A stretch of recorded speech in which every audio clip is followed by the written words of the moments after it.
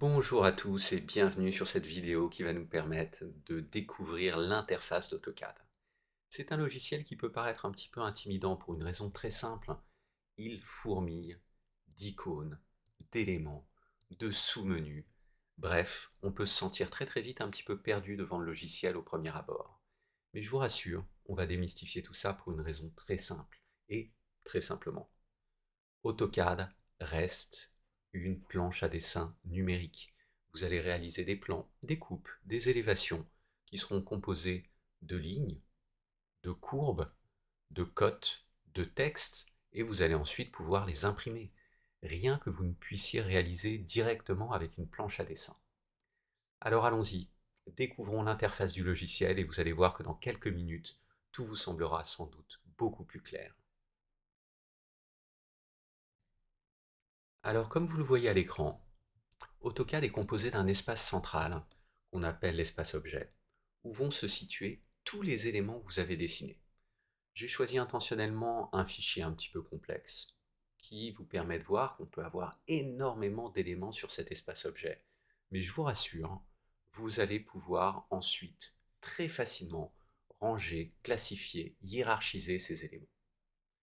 Alors, pour découvrir l'interface, je vous propose dans un premier temps de créer un nouveau fichier. Vous cliquez sur le petit icône qui se trouve en haut à gauche. Nous allons sur Nouveau et vous allez tout simplement ouvrir le modèle qui vous est présenté, le acadiso.dwt. Le résultat, eh bien, un espace vide qui va nous permettre ensuite de découvrir les différents outils de l'interface d'AutoCAD. Alors, une première chose, sauvegardez votre fichier. Et pour ça, AutoCAD est très très pratique. Les fichiers sont super légers, c'est du vectoriel, donc des fichiers résultants qui font quelques kilo-octets. Vous pouvez donc vous permettre très simplement de l'enregistrer et d'enregistrer sous très régulièrement pour garder des versions antérieures et pouvoir revenir sur d'anciens tests ou d'anciens éléments que vous avez potentiellement supprimés ensuite. Donc, en enregistrant, eh bien, vous voyez que le format d'AutoCAD est le DWG. Vous avez différents reliquats, des différentes versions d'AutoCAD, mais le DWG est le format qu'AutoCAD va vous permettre d'ouvrir. Comme vous le voyez, les fichiers sont très légers, et comme je vous le disais, vous allez pouvoir les multiplier sans aucun souci. Et je vous conseille fortement, au niveau de la nomenclature, de commencer par l'année, la date, potentiellement le jour du mois, puisque vous pouvez avoir des enregistrements tous les jours, et quelques lettres qui vont vous permettre de retrouver votre fichier de manière aisée. Nous voilà donc avec un onglet.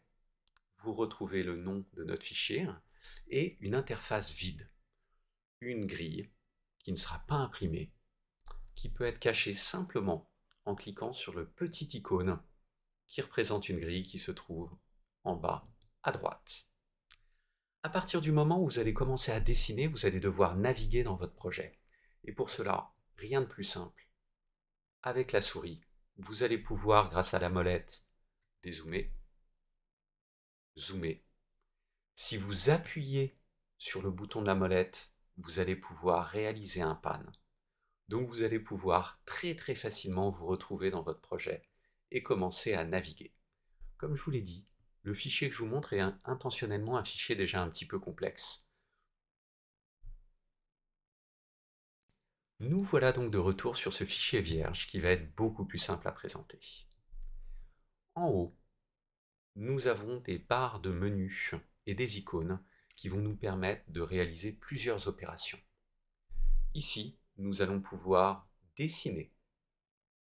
En cliquant sur la petite flèche, vous allez avoir des outils complémentaires. Bien sûr, nous allons les découvrir, mais vous allez voir très vite qu'en fait, on ne va se servir que quelques-uns de ces icônes et quelques-uns de ces outils. Le reste étant un petit peu subsidiaire et on peut s'en passer très très facilement. Une fois qu'on a dessiné un élément, on va pouvoir le modifier. On va pouvoir couper une ligne, on va pouvoir la prolonger, on va pouvoir déplacer un élément, on va pouvoir copier un élément de mobilier.